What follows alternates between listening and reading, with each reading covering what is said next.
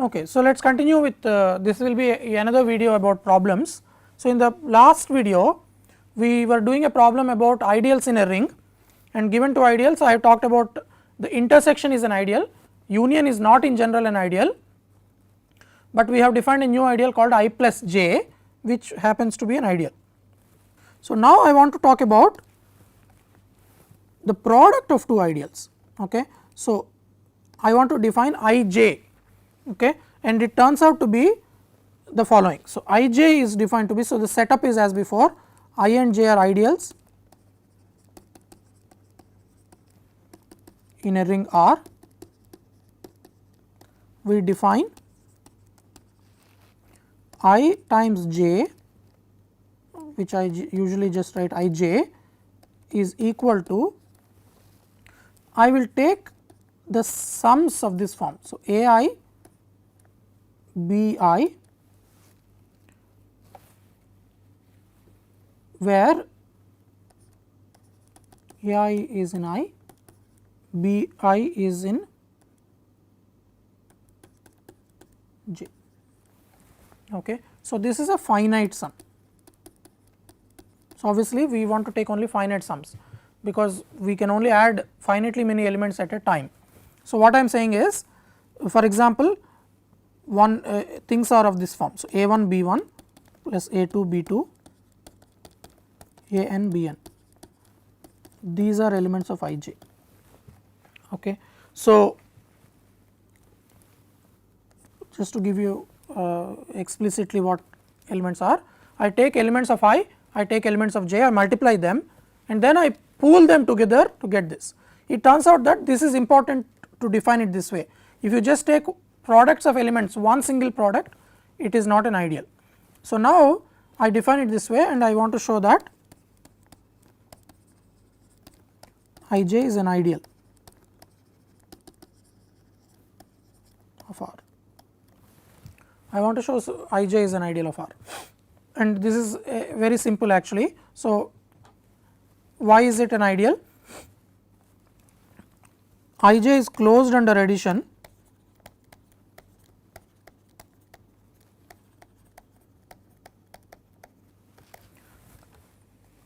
because if you take two such things. So, let us say A 1 B 1 A n B n, this is in I j, and let us take another one. So, A 1 prime B 1 prime A m prime B m prime, this is another element of I j. Their sum obviously will be in I j, because what is I j? It is a finite sums of this form. So, you just put them all together and it is an I j, and this also tells you why if you just take a single term, if you take A b plus C d, so okay, this what I mean is, if you define I j to be not sums like this, but just a single term like this A b. So, if we define, let us say an ideal k to be A b such that A b, A is in I, B is in j, then k may not be in general closed under addition. Okay. So, I will only make this remark, one can construct an example, maybe later on I will talk about this, but if you play with rings a little bit, you can find an example. If you just take one product, it will not be closed under addition, because you take A b plus C d, you want to write this as something in A, something in I and another thing in j, but that may not be possible to do. Okay. So, it may not be like this. So, it is important, in other words, take not just a single A b, but A b plus A 1 B 1 plus A 2 B 2 plus A 3 B 3 and so on. Once you do that, closed under addition is a trivial property. Is it closed under multiplication by ring element? So, let us take an arbitrary element of j, I j, A 1 B 1 A n B n in I j, R in R, and let us take the product. So, R times A 1 B 1 plus A n B n is equal to R A 1 B 1, R A 2 B 2, R A n B n, right. So, if you do this, the first one I claim is in, you can think of this as, this is in I, this is in J, right. This is in I, this is in J, this is in I, this is in J. So, you have each individual term is something in I times something in J, because A 1 is in I by hypothesis, R is a ring element. So, R A 1 is in I, R A 2 is in I, R A n is in I. So, this is a sum of the correct kind. So, this is in I j. Okay. So, we have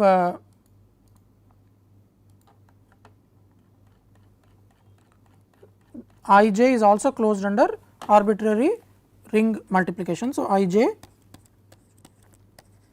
is an ideal. So, as an example, let us look at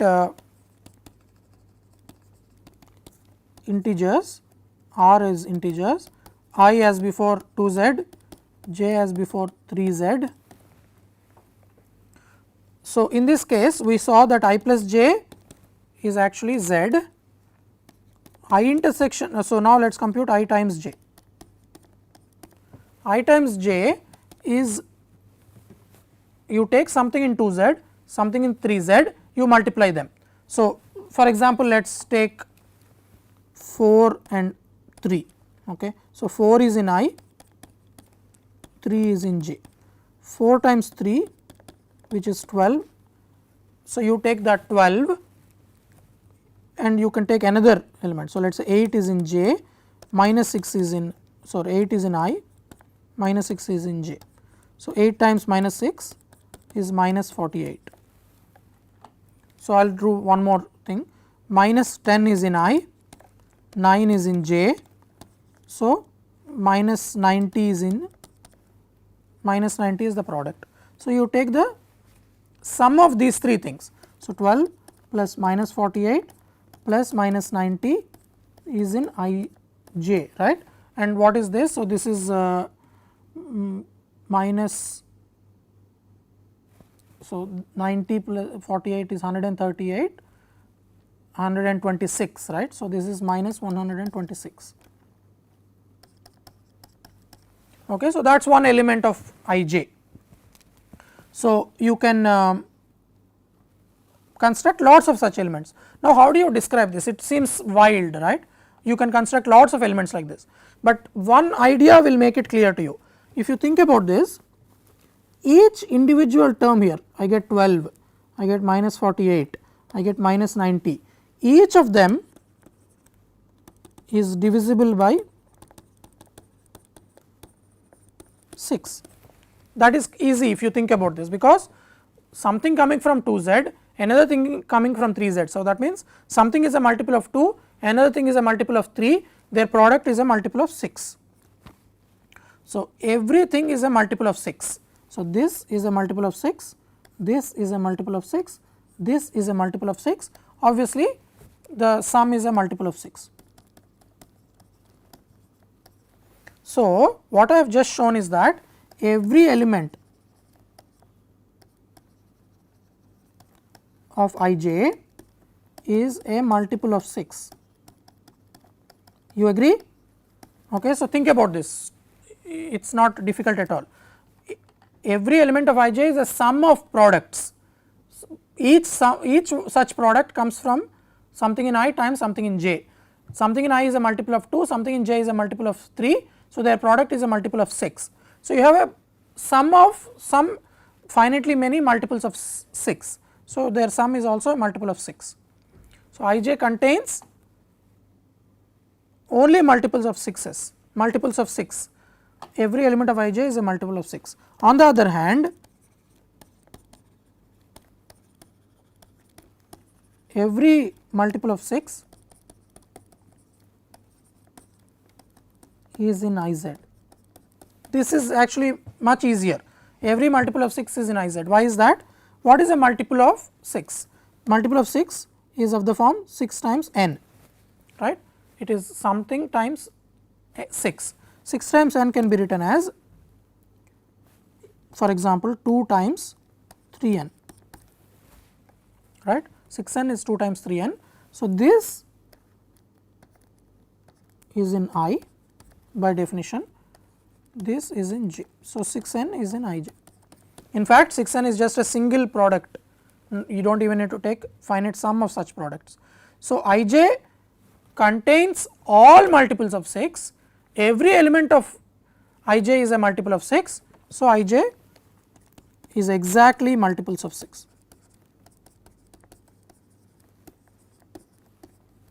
And there is a symbol for that, right. Ij is precisely 6z. So, I will write that here, Ij is 6z. Okay, just to finish this problem, let us also compute I intersection j in this case.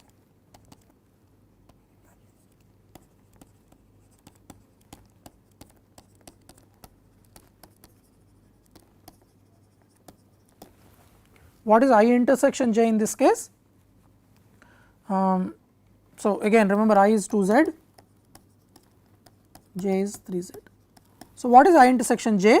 So, I intersection j is all integers n such that n is in I, that means 2 divides n, n is in 3 z, so 3 divides n. So, this is all integers which are divisible by 2 and divisible by 3, but then this exactly means 6 divides n.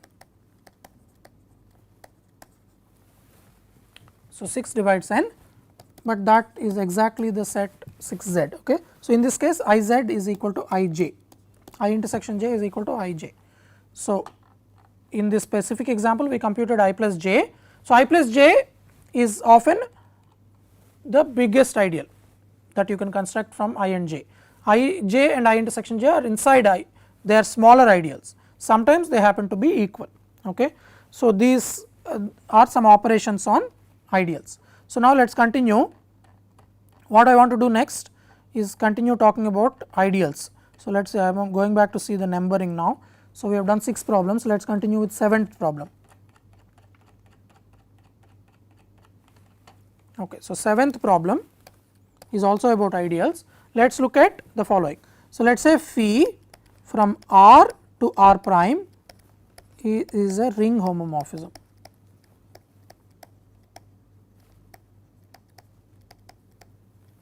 Okay. So, what I want to do is I want to talk about images and inverse images of ideals.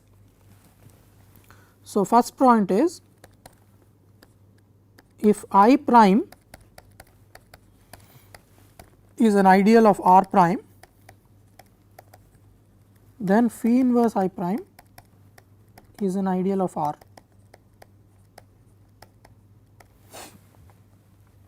Okay. So, this is fairly straightforward to show. Okay. So, this is the first point. You take the inverse image of an ideal, it is an ideal. So, why is this? Proof. So, again it is very clear. So, all you have to do is it is closed under addition, it is closed under multiplication by an arbitrary ring element. So, let us say A and B are in phi inverse I prime. Okay. That means phi A and phi B are in I prime, right, by definition, because A, B are in the inverse image means their images are in I prime, but I prime is an ideal. So, phi A plus phi B is in I prime, but phi A plus phi B is phi A plus B by the definition of a ring homomorphism. So, this is in I prime, but if phi A plus B is in I prime, A plus B is in phi inverse of I prime, right. So, we started with the 2 arbitrary elements of phi inverse I prime, we have shown that their sum is in phi inverse I prime. Now, let us take A in phi inverse I prime and R in R. Okay. So, now this data implies phi A is in I prime, phi R is in R prime, right. R is an arbitrary element of capital R. So, its image is in capital R prime, A is an element of phi inverse A prime. So, phi A is in I prime.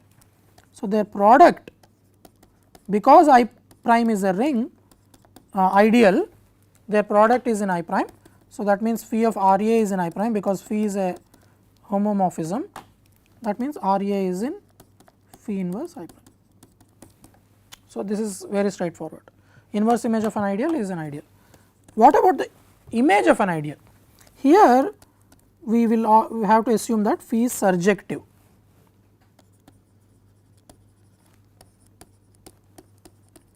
What is surjective mean, or another word for it is phi is onto. That means every element of R prime is image of something. So, the image is equal to R prime. Let I be an ideal, then phi of I is an ideal of R prime. Phi of image of an ideal is an ideal provided the map is surjective. What is the argument? Very simple again. So, let us take two elements of phi of I. What are two elements of phi of I? They are of the form phi A, phi B, right. The image is precisely images of elements. Image is image of an ideal or image of any set is the set of all images of that set, of elements of that set. So, let us take two elements, phi A plus phi B is phi A plus B by definition of homomorphism. This is of course in I, right, because it is of course in phi of I, because it is the image of A plus B. Phi of I is the set of elements of the form phi A in I. Okay. So, this is okay. Now, let us take an arbitrary ring element of R prime and phi of A in phi of I, and here is where we need the surjectivity of phi, because if R prime is in R prime, small r prime is in R prime, there is no reason to think assume that it is the image of something, but because phi is, since phi is onto, there exists R in R such that R prime is phi R. Now, R prime times phi of A is phi R times phi of A, right, because R prime is phi R. This is phi of R A and this is in I, phi of I. So, phi of I is an ideal. So, the last exercise here is, in this exercise last part is image of an ideal may not be an ideal in general. Okay. So, for example, so we need, in other words, we need the onto property. So, for example, consider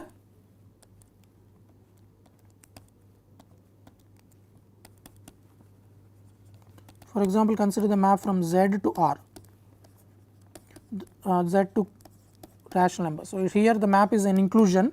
So, I simply take an integer and I map it to that integer itself.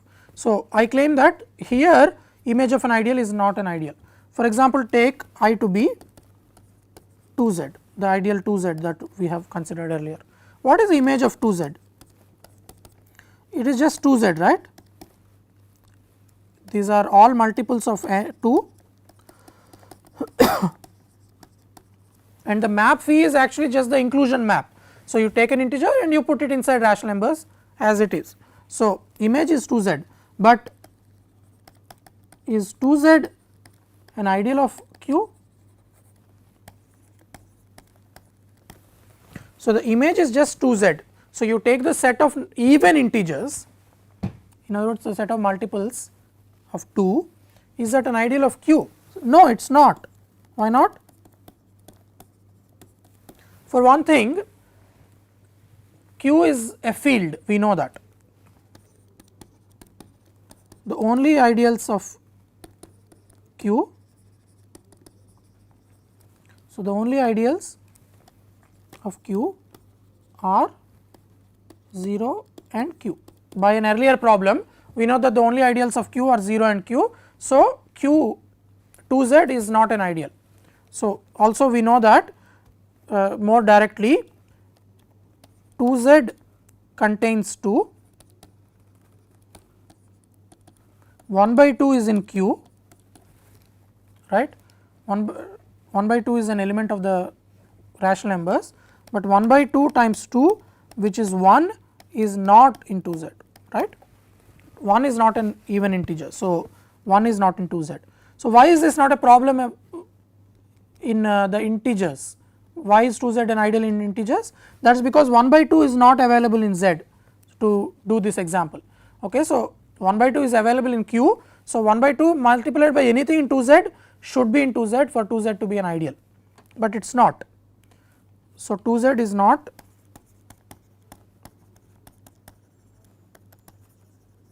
ideal of Q. So, image of an ideal need not be an ideal if the map is not onto, because here of course the map is not onto, right. The function from Z to Q is not an onto function. There are lots of rational numbers which are not images of this map. So, note that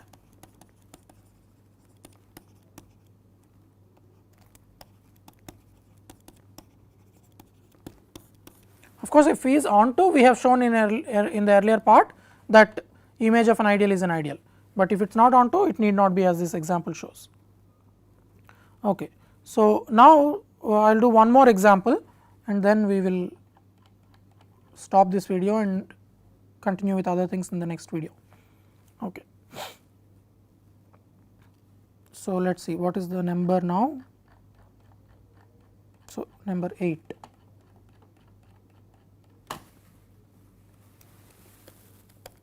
So, the number 8, I want to talk about the following. So, let R be a ring,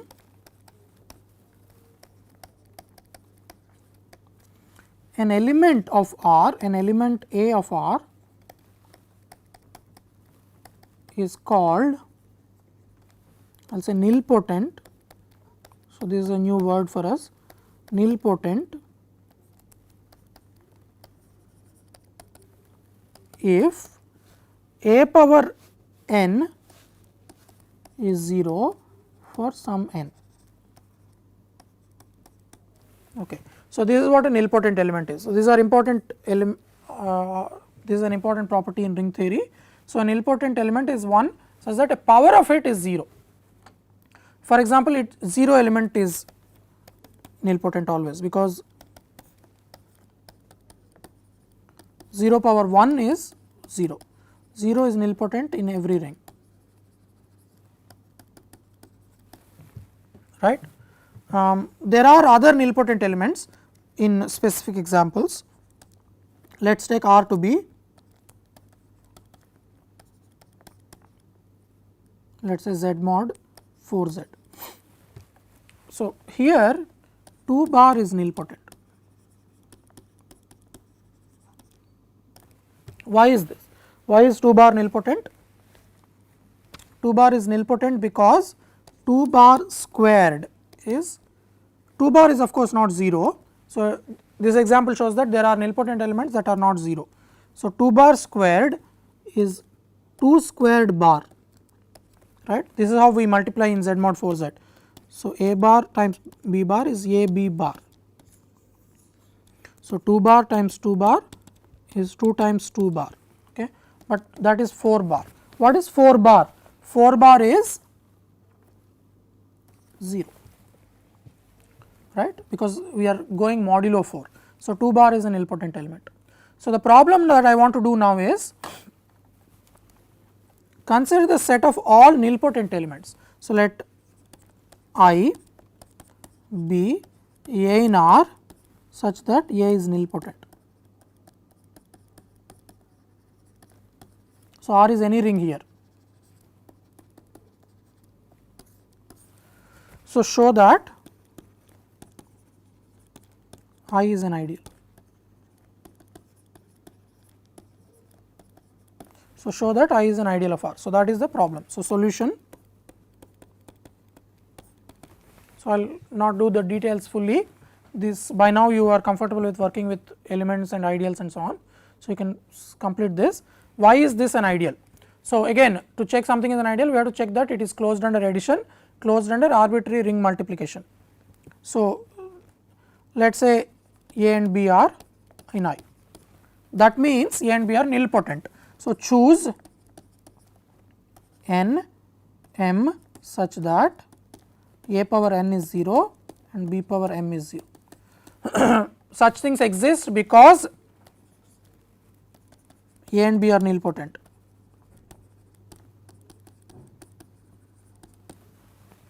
So, by definition some power of A, so n is of course a positive integer, m is also a positive integer. The definition is A power n is 0 for some positive integer n. So, A power n is 0 for some positive integer n, B power m is 0 for some positive integer m. Okay. So, now if you want to show that A plus B is in I, what I will do is I want to raise it to some large power. So, I want to raise it to some power to make it 0. Okay. So, now suppose I choose a power, what is A power? So, if I put A power k here, what is this? By binomial theorem which applies in a ring, because you can use distributive property of addition and multiplication by in order to split this up into different factors and multiply, and then at the end put them together. This will be something like a power k plus k times A power k minus 1 b, and then k choose 2 A power k minus 2 b squared and so on. You will have k choose k minus 2 A squared b power k minus 2 plus k A b power k minus 1, finally b power k, right. This is what it would be. So, can we choose k large enough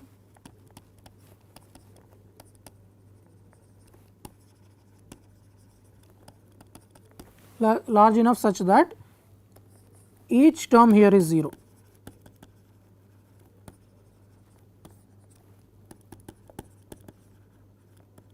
See, because we know that a power of A is 0. For example, let us say A squared is 0 and B cubed is 0.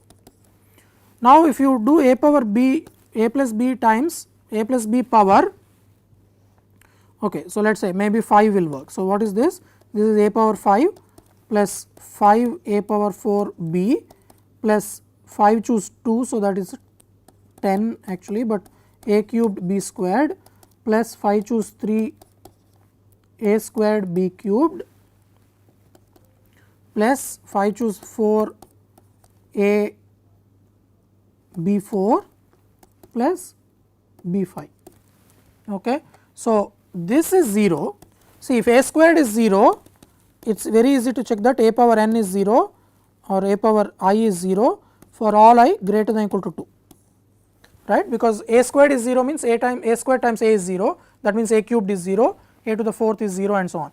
So, A power 5 is 0, this is also 0 because A, no matter what B is, A power 4 is 0, this is 0 because A cubed is 0 again, this is 0 of course because A squared is 0.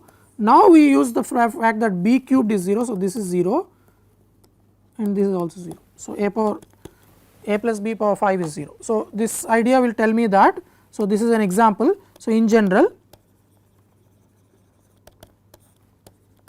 A power n is 0, B power m is 0 implies A plus B power n plus m is 0. Okay. Maybe even you can actually choose a smaller exponent perhaps, but I do not really care about that. This is because when you expand this out, each term, each binomial term will be A power I, B power j. Either I plus I will be at least n or j will be at least m, because if they are both strictly less than n and strictly less than m, then the sum can't be, sum has to be n plus m, right.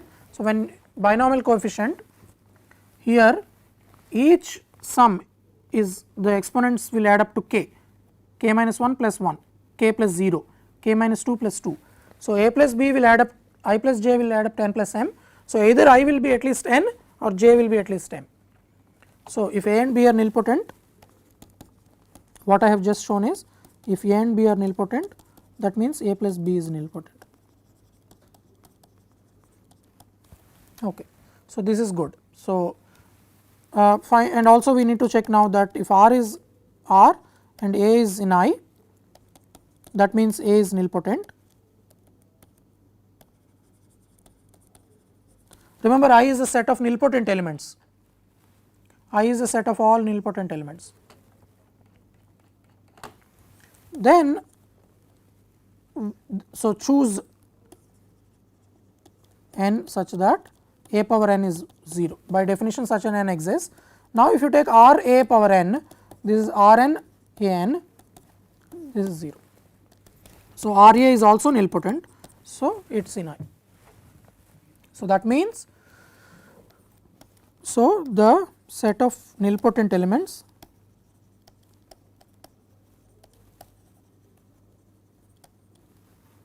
forms a ring, sorry, forms an ideal in any ring here. So, R is an arbitrary ring. So, this is called, this ideal is called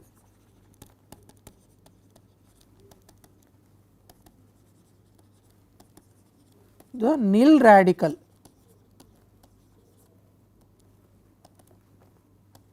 of R. Okay. So, just to complete this example, the nil radical is an important ideal in a ring. What is the nil radical of Z?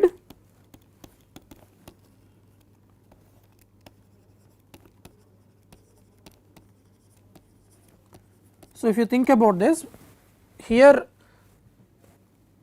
if you take an integer and some power is 0, that means that integer must be 0 itself. Okay. So, nil radical must be the 0, just the 0 ideal. And as the earlier example showed, if R is Z mod 4 Z, what is nil radical? We already saw that 0, remember, is always in any ring, 0 is a nil radical, is in the nil radical because it is nilpotent, but 2 bar is also in a nilpotent element. So, Z mod 4 Z of course is 0 bar, 1 bar, 2 bar, 3 bar. 1 bar and 3 bar are not nilpotent, you can check that, and clearly 0 bar and 2 bar are nilpotent. So, this equality I will leave that as an exercise. So, hopefully these examples and exercises gave you some comfort with working with elements of a ring, ideals of rings and so on. So, in the next video we will continue our study of ring theory. Thank you.